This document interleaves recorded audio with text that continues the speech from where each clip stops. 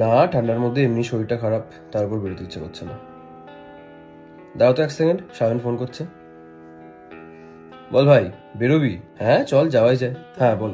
না গো, এর মধ্যে আর হবে না। 1 সেকেন্ড দাঁড়াও তো।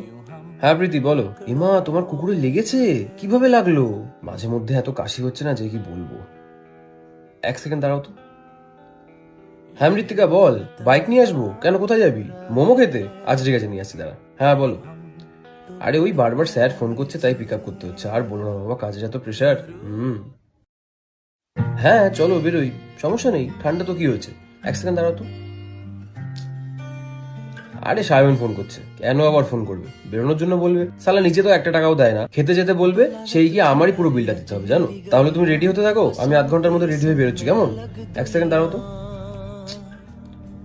আবার প্রীতি ফোন করছে। ওর ব্রেকআপ হয়ে গেলেই আমার কথা মনে পড়ে। ছাড়ো তো, তুমি রেডি হও, আমি আসছি।